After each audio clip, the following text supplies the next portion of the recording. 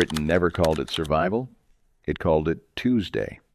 No Depression photographs, no soup kitchens burned into national memory, just two wars, 100 years of coal dust, and a potato that fed an empire's working class one boiled pot at a time. In mill towns and mining valleys, in tenement kitchens with one gas ring, the potato did what nothing else could. It made a family of six survive on 4 shillings a week. Here's what the food industry doesn't want you to know. Every one of these dishes fed more people on less money than anything sold today. Number 25. The Chip Buddy.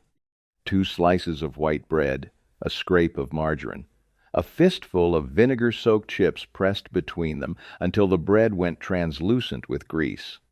In Bolton and Bury and every mill town along the Lancashire coal field, this was lunch bought from the chippy on a factory break, eaten standing up, gone in 4 minutes flat.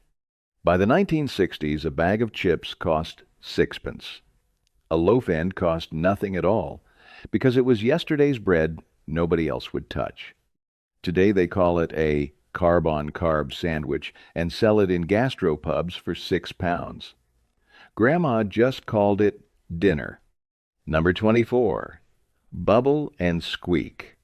Monday's supper was whatever Sunday left behind. Cold mashed potato, the last of the cabbage, pressed flat in a pan with a knob of dripping until it hissed and spat against the cast iron that was where the name came from, the sound of nothing going to waste. Victorian kitchens across London and the southern counties ran on this exact economy. A roast on Sunday, its ghost on Monday, its ghost again on Tuesday, if the family was large enough. This was not leftovers. This was a second meal engineered out of a first one for free. Number 23. Tatty scones. Cold mashed potato, worked into a dough with flour and a pinch of salt, rolled thin and cut into triangles, then browned on a dry griddle until the outside cracked and the inside stayed soft as clay. In tenement kitchens across Glasgow and Edinburgh in the early 1900s, this was breakfast. When eggs were too dear and bacon didn't stretch, a stone of potatoes ran 4 pence. That stone fed a scone tray for a week. Supermarkets sell them today in plastic 6-packs, printed with tartan, stripped of the fact that they were built entirely from what was left in the pot. Number 22. Champ. Scallions chopped fine and simmered in milk until the kitchen smelled sharp and green, folded through hot mashed potato with a well of butter melting in the center. That well was the whole point, the part you dragged each forkful through before it hit your mouth. Northern Ireland's farmhouses served this through the first half of the 20th century. Potato and buttermilk standing in for meat most nights of the week. Here's what the food industry doesn't want you to know. That bowl carried more potassium than a modern multivitamin, and it cost less than the vitamin's plastic bottle. Number 21. Rumbledy Thumps. The name is Scottish Borders slang for the thumping sound of a wooden spoon against a heavy pot, potato, cabbage, and a hard local cheese, all mashed together, then baked until the top went dark and blistered. Crofting families in the 1900s made it from whatever the kale yard gave up that week. No recipe, no measuring, just enough to fill the pot. Gastropubs now plate it as a bubble and squeak bake at £12 a portion. They knew things about stretching a single vegetable garden through a Scottish winter that we will spend the next 50 years trying to remember. Number 20. Clapshot. On Orkney, where the wind came in off the North Sea flat and merciless, a farm cottage grew two things reliably: potatoes and swede. Clapshot was what happened when a household refused to treat the swede as an afterthought boiled together with the potato, then mashed with a hand of dripping and enough black pepper to make your eyes water, the pale orange threading through the white like something bruised. Through the 1800s and well into the 1900s, this was what an Orkney farm laborer carried home after a day working someone else's land. Dense, filling, cheap enough that a family working for wages that barely covered rent could put it on the table every night of the week if they had to. The island's isolation made it necessary. No ship reliably brought in exotic vegetables. No market offered anything the ground didn't already give. So the ground gave potatoes and swede, and clapshot is what 100 years of cooks did with exactly that and nothing more. That is not progress. The modern habit of importing vegetables from 3,000 miles away instead of eating what your own soil produced.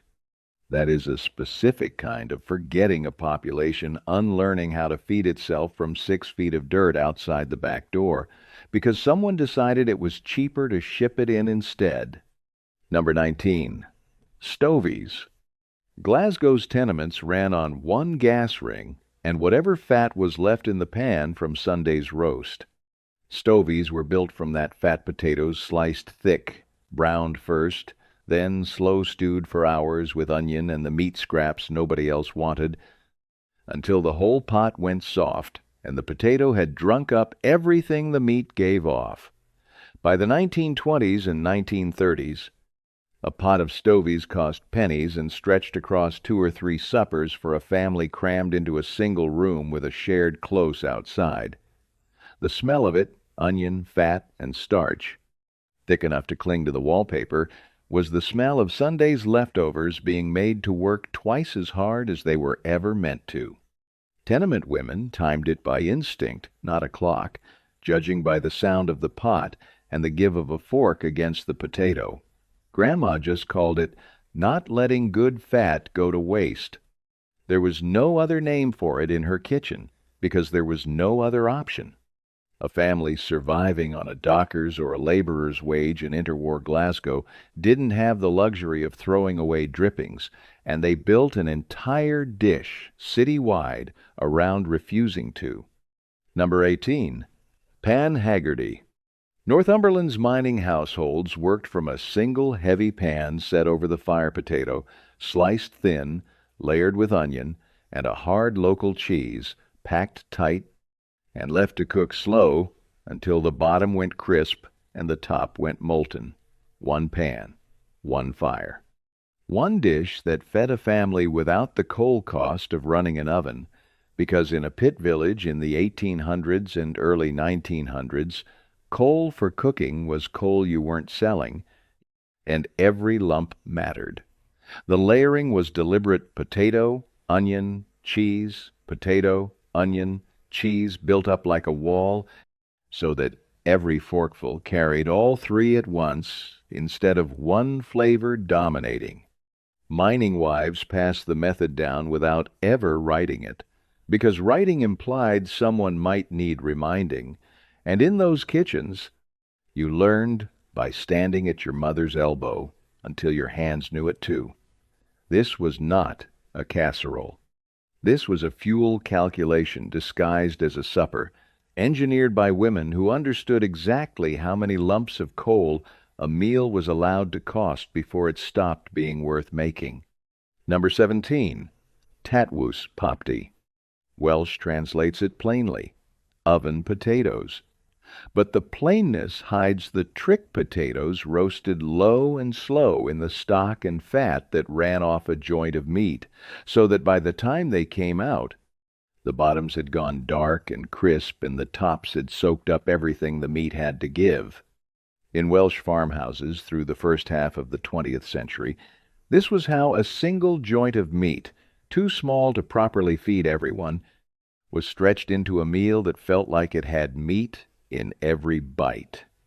Every household in Wales had its own version, and every household believed theirs was correct. More onion here, a splash of stock there, potatoes cut thick in one valley and thin in the next. That regional stubbornness was its own kind of pride, a refusal to standardize something that belonged to a specific kitchen and a specific grandmother's hands. They knew things about making 3 pounds of mutton feed 8 people that we will spend the next 50 years trying to remember, mostly because nobody bothers stretching meat anymore. We just buy more of it. Number 13. American Chop Suey. Number 13. American Chop Suey. New England's own cousin to goulash, and don't let the name confuse you, because there is no chop suey in it at all. Ground beef, elbow macaroni, tomato sauce, built almost identically to the Midwest version, but carrying a completely different name once it crossed into Massachusetts, Rhode Island, and Connecticut cafeterias. 13 cents a serving, and two regions of the same country were eating what was essentially the same dish under two different names, neither one aware the other existed. That is not a coincidence. That is what happens when hard times invent the same solution twice, independently, because ground beef and pasta and canned tomatoes were what a tight budget could actually afford, no matter which coast you were standing on. The dish didn't travel. The logic did. Number 12. Sweet and sour meatballs over rice. Number 12. Sweet and sour meatballs over rice. A dish that showed up in West Coast districts and scattered pockets of the Midwest, wherever post-war Asian American cooks had found their way into public school kitchens. 15 cents a serving, meatballs simmered in a sauce built from vinegar, sugar, and canned pineapple, poured over plain white rice. Nobody credited the cooks who brought that flavor profile into American cafeterias for the first time. Nobody put a name on the menu beyond sweet and sour. This was quiet cultural fusion, decades before the term existed, happening in a steam tray in a school basement instead of a restaurant with a sign out front. That is not appropriation. That is one woman feeding a room full of children the only way she knew how to cook, and doing the country a favor nobody ever thanked her for. Number 11. Pizza Boat. Number 11. The Pizza Boat. An English muffin or a split hoagie roll, sauce spooned on, cheese scattered across the top, melted under a broiler until it bubbled at the edges. 11 cents a serving, and by the middle of the decade, it was gaining ground fast in cafeterias nationwide. Kids requesting it by name in a way they never requested the goulash or the tuna casserole. It looked like the future, and it was. This small, cheap, easy-to-assemble tray was the first sign of something creeping into the system. A meal built for speed instead of a meal built by hand. Nobody in that lunch line knew they were tasting the opening note of an entire industry about to arrive. The Pizza Boat wasn't the villain. It was the messenger. Here's what the food industry doesn't want you to know. In 1971, fast food chains began deliberately opening locations within walking distance of school zones, and for the first time, advertising budgets were built specifically to speak to children instead of their parents. It wasn't an accident of geography. It was a strategy, tested and refined, aimed at a customer too young to know he was being marketed to. That is not progress. That is the exact moment a school lunch tray gained a competitor it never asked for. One with a mascot, a jingle, and a marketing department, going up against a woman with a spatula and a commodity cheese block. They knew things about feeding a child that we will spend the next 50 years trying to remember, and the industry that replaced them knew exactly one thing: how to make a child want something before he understood why. Number 10. Milk in the glass bottle. Number 10. Milk in the glass bottle, straw included. Before the carton conversion swept through school districts in the mid-1970s, milk arrived cold and heavy in glass, 2 to 3 cents a bottle, subsidized through the federal dairy program that kept it that cheap on purpose. You could see the cream line settled near the top if it hadn't been shaken enough. The straw crinkled through the paper wrapper before it ever touched the milk. There was a sound to that bottle against a metal tray that no carton has ever made, and no carton ever will. This was not simply a drink. This was the coldest, cleanest 5 minutes of a kid's entire day, and somewhere along the way we traded the sound of glass for the silence of wax-coated cardboard, and nobody asked if that was a fair trade. Number 9. Peanut butter cookie. Number 9. The peanut butter cookie Made from scratch that same morning. Not shipped in, not individually wrapped, not stamped with the expiration date 3 states away. A lunch lady in a small town district mixed the dough before the first bell rang, pressed the fork-tine crosshatch into each one by hand, and pulled them out of the oven still soft in the middle. 3 cents a cookie. This was the last generation of homemade cafeteria desserts before individually wrapped, factory-baked cookies took over by the early 1980s, arriving in plastic instead of a woman's hands. Grandma just called it dessert. She never called it made from scratch, because in her kitchen there was no other way to make it. Number 8. Rice pudding in a paper cuprease, milk, sugar, and a dusting of cinnamon on top, cooked slow until it thickened, spooned into small waxed cups across Northeast and Midwest districts alike. 5 cents a serving, and it required patience to make correctly, which meant somewhere before dawn, a cafeteria worker had already been standing over a pot, stirring something most of the kids eating it would never think to thank her for. This was not an afterthought dessert. This was a woman choosing every single morning to make something gentle for children she would never know outside of a lunch line. Number 7. Jell-O with canned fruit cocktail. Jell-O with canned fruit cocktail. Bright, wobbling gelatin studded with syrup-soaked peach and pear chunks. 4 cents a serving, nationwide. This was the dessert every kid traded for, the one guaranteed currency on a lunch tray, no matter what the main course had been that day.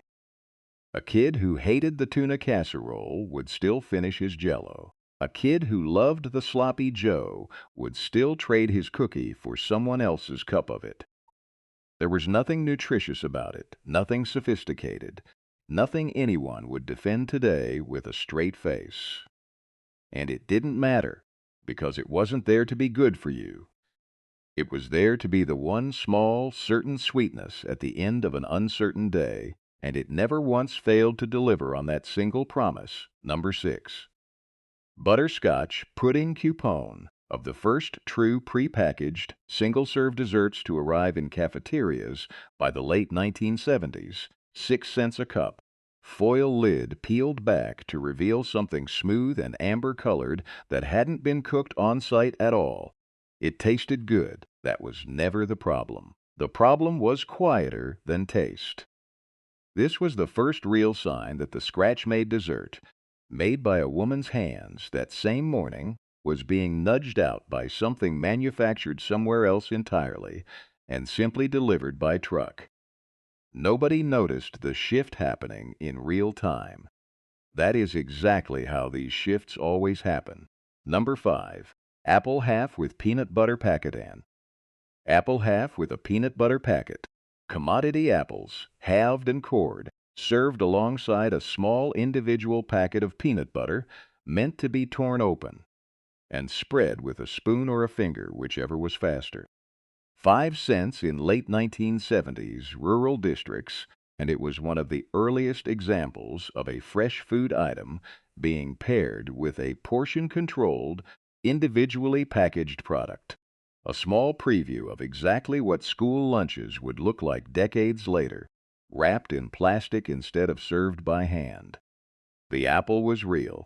The packet was the future, arriving quietly, one torn corner at a time. Number 4. Graham crackers and milk. Number 4. Graham crackers and milk, the elementary grade snack hour holdover that never fully left the lunch line. 2 cents a serving nationwide. 2 rectangular crackers, faintly sweet, slightly gritty at the edges, paired with a small carton or bottle of milk for dunking. There was nothing to it, and that was exactly the appeal. In a decade of Salisbury steak and chipped beef and goulash, this small, plain snack was the one thing that asked nothing of a kid except to sit still for 5 minutes and be young. Grandma just called it snack time. It was closer to a mercy. Number 3, the lunch line itself, the lunch line. Not a food, but a ritual, repeated 5 days a week for 13 years of a childhood. Standing, waiting. watching the lunch lady's hands move down the row of trays, scooping, ladling, sliding a plate forward without a wasted motion. You learned patience in that line before anyone ever used the word patience in a classroom. You learned to wait your turn without a lecture, without a worksheet, without anyone explaining why it mattered. That is not progress replacing a line with a swipe card and a barcode scanner. That is the quiet erosion of the one daily ritual that taught an entire generation how to wait for something without complaining about it. Number 2. The lunch lady herself not a dish, a person, and she deserves her own number on this list because she earned it every single day. She stood behind that counter. She knew which kids needed a second scoop and gave it without comment. She knew which kids hadn't eaten since the day before and made sure their tray came back a little fuller than the boys in front of him. Nobody trained her to do that in any manual. Nobody paid her extra for it. She was right. Everything she knew was right, and we spent the 50 years since forgetting that a stranger in a hairnet was, for a lot of kids, the most reliable adult in their entire week. Number 1.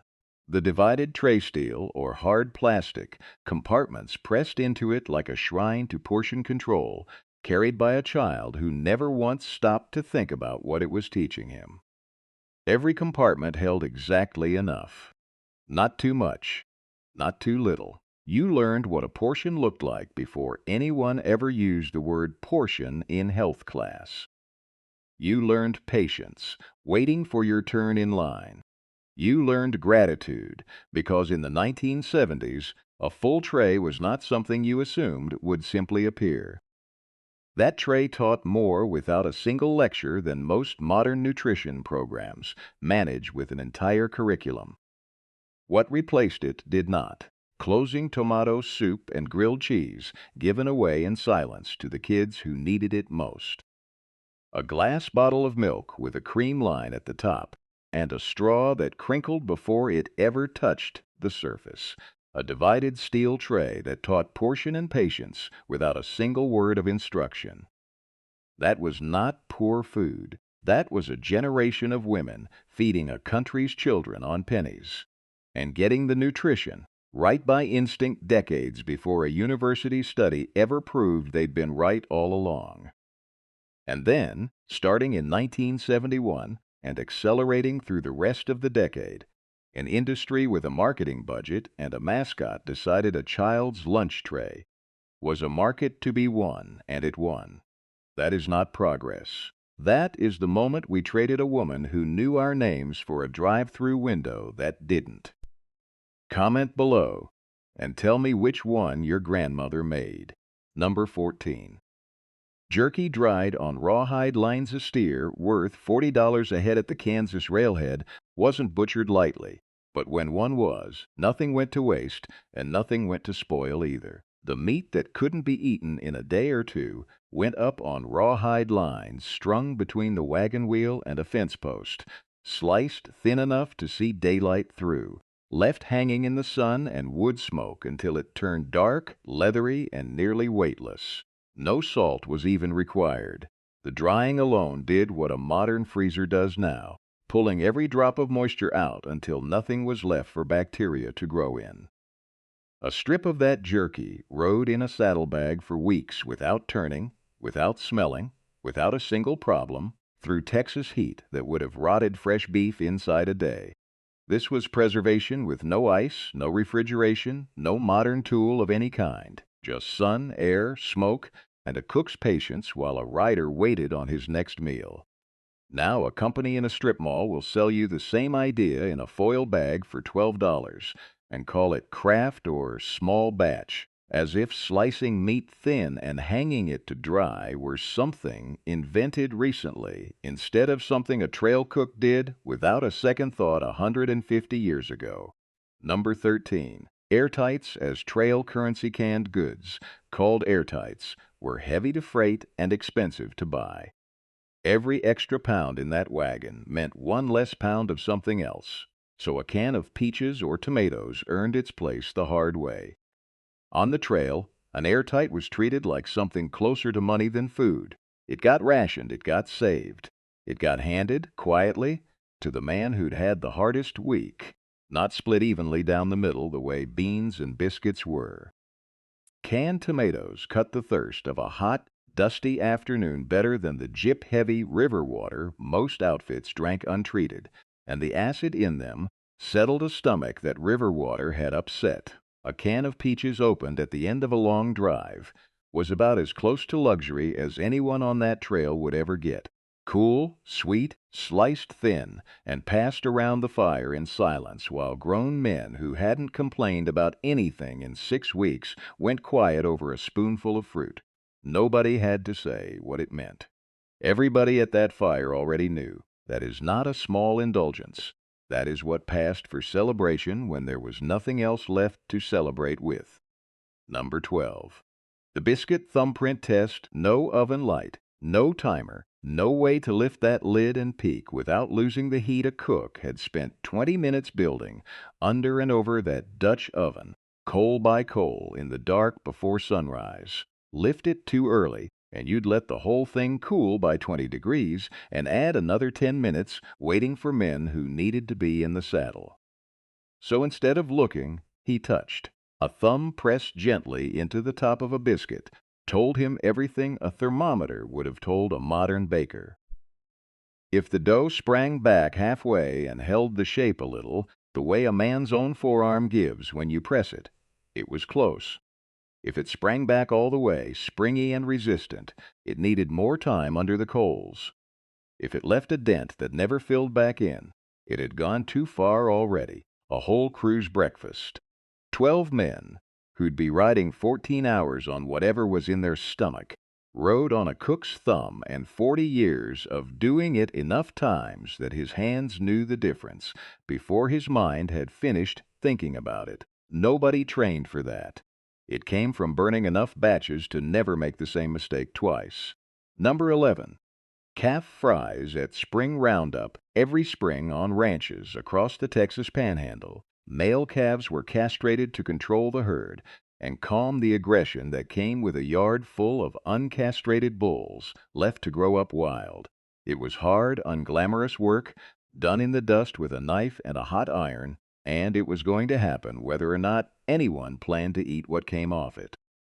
So every spring, the parts left over from that work went straight from the branding fire into a hot skillet instead of onto the ground for the coyotes. Cowboys called them calf fries, or prairie oysters if they were feeling polite about it, in mixed company, dredged in flour and fried until the outside went golden and the inside stayed tender. They ate them because the work was already being done. The animal was already healthy, and nothing that came off it was going to be left to rot in the sun, while men went hungry 100 yards away. This was not squeamishness. That never had a place at a working chuck wagon, where the entire philosophy of the outfit could be summed up in one unspoken rule. If it's edible and it's already in your hand, you eat it. Number 10. Molasses and bacon grease. The cowboys' lick sugar and molasses were among the most precious things a chuck wagon carried, running roughly 25 to 30 cents a gallon and rationed hard from the first day of the drive to the last, because once it ran out, there was no store for 300 miles to buy more. So a cook stretched what little he had by stirring molasses into leftover bacon grease, left congealing in the skillet. A sweetener that went further, coated more biscuits, and lasted longer than molasses poured straight from the jar ever could. The fat carried the sweetness across a whole biscuit's surface instead of pooling in one bite, and the faint, smoky edge of the bacon grease cut the molasses so it didn't sit heavy on a stomach that had been living on beans for a week. A spoonful of that mixture transformed a plain, dry biscuit into something a tired man actually looked forward to at the end of a long ride, something worth hurrying back to camp for. That is not a small thing on a trail with almost nothing sweet in it for 6 straight weeks, where a man's entire experience of pleasure could come down to one spoonful stretched as far as it would go. Here's what real science eventually caught up to. That sourdough starter the cook fed every single day on the wagon seat wasn't just old bread going sour. It was alive with wild yeast and lactic acid bacteria, the same cultures food scientists today credit with easier digestion and better nutrient absorption than any commercial bread on a grocery shelf. Nobody on that trail could have named a bacterium. They didn't need to. They understood, through decades of feel and failure, exactly what that starter was doing before anyone in a laboratory could explain why it worked. This was not folklore dressed up as food. This was food science, practiced by people the food industry now sells the same knowledge back to us for $40 a jar. Number 9. Vinegar-soaked tenderizing longhorn beef off the open range was lean, tough, and stringy compared to anything raised for market today. An animal that had spent its whole life walking and grazing wild instead of standing still and fattening in a pen. And there was no butcher shop out on the trail to hang it and age it properly the way a modern cut of beef gets weeks to tenderize before it ever reaches a plate. So the cook did what a butcher couldn't. He soaked the tougher cuts in vinegar before they ever hit the skillet. Sometimes for hours, sometimes overnight, if the schedule allowed it. The acid broke down the connective tissue, holding those muscle fibers tight together, turning meat that would otherwise fight a man's jaw for 10 minutes into something he could actually chew through after a 14-hour day in the saddle with nothing else in his stomach since sunrise. He had no word for collagen. He didn't need one. He knew vinegar worked because he'd watched it work 100 times, and that was the whole of the science that mattered to a man whose only laboratory was a Dutch oven and a skillet 300 miles from the nearest town. Number 8. Ash cakes baked directly in the coals when there wasn't time for a Dutch oven, or the trail was too dry that season to spare the fuel for one. A cook mixed flour or cornmeal with water and salt into a stiff dough, kneaded it into small rounds the size of a fist, and dropped it straight into the hot ash at the edge of the fire, with nothing between the food and the coals at all. No pan, no skillet, no rack. He'd sweep a little ash over the top to hold the heat in evenly, then dig it back out 10 or 15 minutes later when the outside had gone firm. Brushed clean afterward with the flat of a hand, an ash cake carried a faint smoky char across its crust that made it taste better than plain bread had any right to, considering it had been sitting in the dirt of a campfire moments before. This was bread with no pan, no oven, no tool of any kind. Just fire and flour, and a man who couldn't wait 20 minutes for a proper loaf when the herd was already moving, and supper needed to travel in a saddlebag instead of a plate.